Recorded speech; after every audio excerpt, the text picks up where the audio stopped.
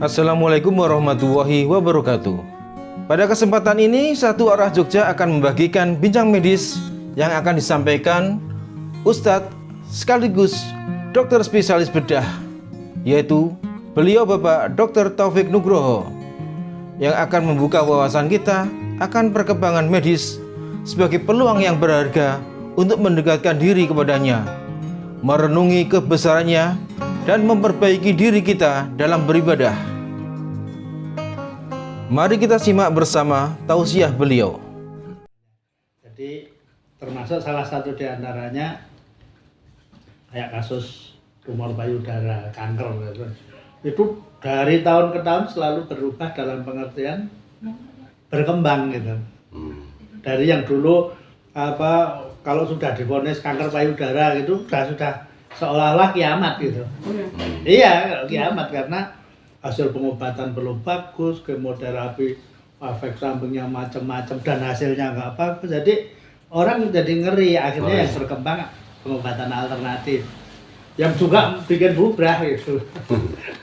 Tapi itu berkembang terus, berkembang hampir tiap tahun itu ada perkembangan, sehingga sekarang kayak kanker payudara itu sudah dianggap penyakit yang tidak mengerikan lagi. Oh ya. Iya, kanker payudara itu dianggap penyakit yang tidak mengerikan lagi. Bahkan ketika ketemu sudah dalam stadium yang agak parah, itu hasilnya bagus, hasil pengobatannya bagus. Jadi memang perkembangannya selalu berkembang dari tahun ke tahun. Memang ada penyakit-penyakit tertentu yang sampai sekarang masih angkat tangan. Jadi kalau ketemu itu gitu, nggih pun diogahin tumane, nek isih kuat umroh. Ada yang seperti itu karena memang hasil pengobatannya sampai sekarang masih belum bagus. Tapi banyak yang dulu dianggap malaikat maut, sekarang udah jadi kita anggap sahabat. Sehingga tidak. Jadi makanya kalau gerah atau apa ya berobat ke orang pinter. Orang pinter itu bukan orang berjenggot ngadep dupo kebul bukan itu orang pinter itu. Orang pinter itu ya mungkin berjenggot juga. Seperti pembicaraan nih. Berjenggot juga. Kerjanya di rumah sakit. Kalau itu orang pinter medis itu gitu. Itu ya, bukan orang berjenggot tapi ngadepin dupo karo keris. Itu. Jadi biasa lagi itu kan perkembangan subspesialis. Dan sekarang penyakit itu sudah orang dipaksa untuk belajar sesedikit mungkin, tapi sedalam-dalamnya gitu. Dulu yang namanya ortopedi itu ahli bedah tulang, pokoknya urusan balung jenenge ortopedi gitu. Sekarang dipisah-pisah, ortopedi kuwi sinau geger tok. Jadi ortopedi khusus tulang belakang. Ada lagi ortopedi kowe sinau tangan tok. Jadi kalau tangan dia mulai ujung kuku sampai lengan gini ngerti gitu. Tapi nek nggon liya ora ngerti. Ada yang kamu sinau ortopedi ning khusus bocah cilik tok. Nek cah gede enggak ya. Kayak adiknya Bu Joko itu ortopedi khusus cah cilik. Alhamdulillah. Jadi yang dia sinau itu dia ahli untuk anak kecil, karena anak kecil itu bukan orang dewasa dalam ukuran kecil ya, beda macam-macam. Jadi bukan anak kecil itu bukan wong tua ning cilik, bukan. Anak kecil itu punya sifat sendiri, punya perilaku sendiri, punya sifat-sifat sel sendiri, sehingga memang mempelajari itu sendiri. Jadi bukan Pak Endro kecil itu beda dengan Pak Endro besar waktu masih kecil, enggak gitu. Sifatnya beda-beda. Nah, makanya sekarang kecenderungan spesialisasi itu mempelajari sedalam-dalamnya untuk hal yang sekecil-kecilnya. Sekarang tangan sendiri, mungkin somben dipisah tangan tengen, tangan kiwa, mungkin dibedakan mungkin aja, nggak tahu saya. Biji dewe. Jempol jendel. Kalau adik cerita, adiknya nanya Ya. lu bisa kok jadi tangan driji 5 ini, misalnya mencuri tangannya patah, lu yang baliknya orang dibenerke bisa. Iya. Nudingi itu kudunya ini loh. Ternyata saya muncul lagi. Kalau dia cerita itu sengaja, Pak. Yang sering itu justru itu kejadian tidak sengaja. Jadi dokter sing nangani ora atek cermat gitu loh. Jadi nyambungnya kudune iki disambung iki, disambungan. Jadi waktu saya akhirnya pingsut kalah terus. Apa gini iki betune. Gini sih jujur. Karena nyambungnya pistol itu batas disengaja tapi Bisa kejadian gitu ya? bisa. Oh iya iya, wah tak lagi. Sudah terus. Paiso. Dan itu ilmunya semakin Ngomongnya pinjut dari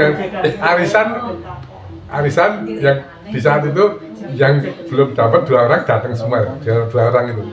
Wes rasa digopiak pingsut bae gitu. Nah, pingsut. itu. Ngertiin bro jendel. jadi sekali lagi ilmunya semakin sempit sehingga ada orang yang gojek mengatakan bahwa spesialistis itu know more and more about nothing. Jadi spesialis itu ngerti segala-galanya tentang nothing. Jadi sinau sampai sedalam-dalamnya, tapi buntutnya akhirnya ini nggak ngerti apa-apa. Nah saat ini tangan, sinau tangan roh. Suwe-suwe dipisah, tangan tengen karo tangan kiwa.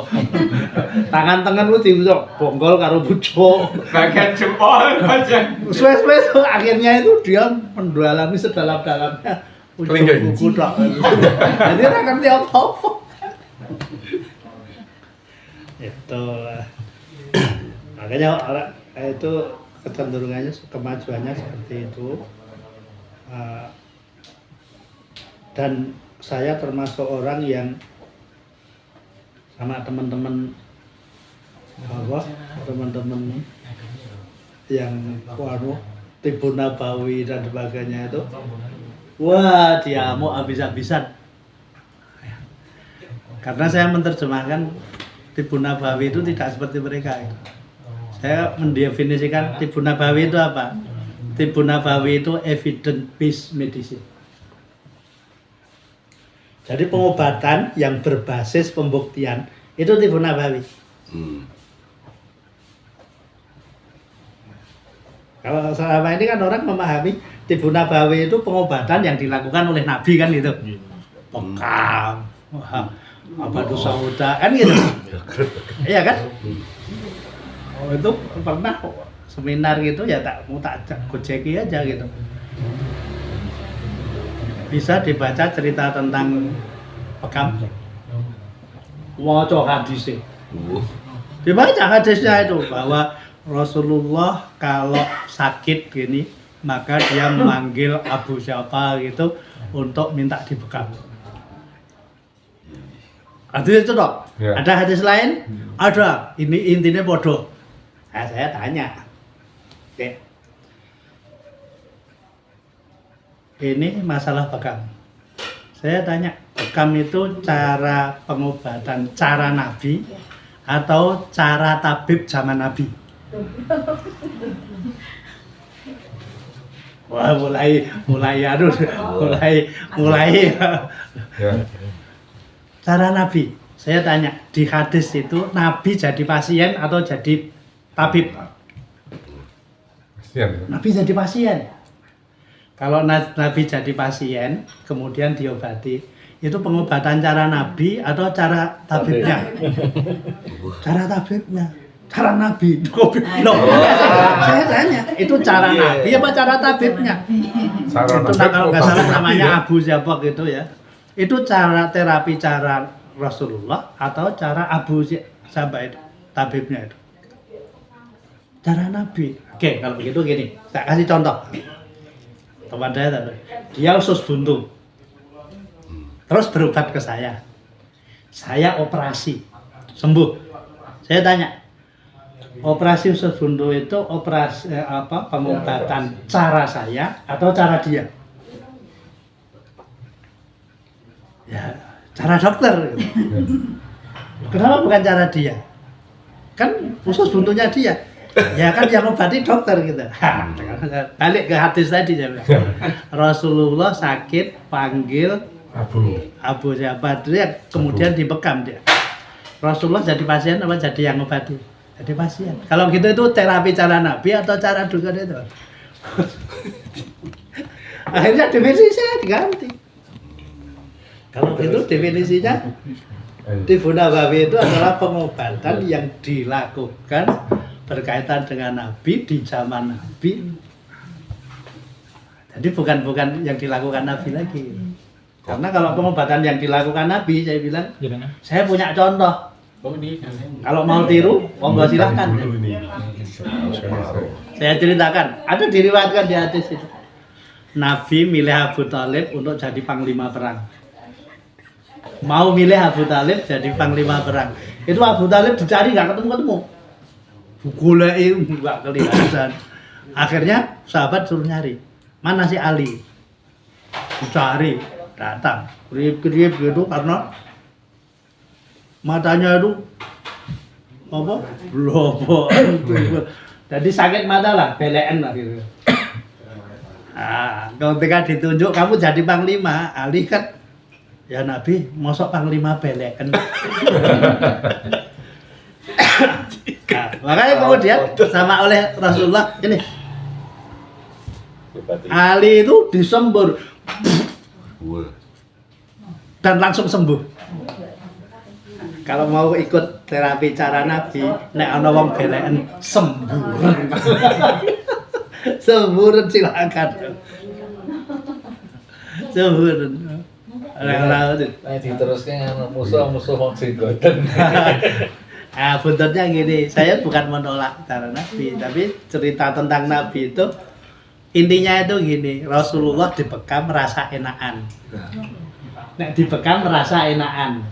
Karena dibekam merasa enakan, kemudian Rasulullah mengatakan, "Saapi-api obat ki bekam." Nek kowe lara bekamen. Tapi kan ada ceritanya gitu. Ya. Nabi habis bekam merasa enakan. Kalau Nabi itu dibekam terus tambah hajur, kira-kira nyuruh orang berbekam enggak?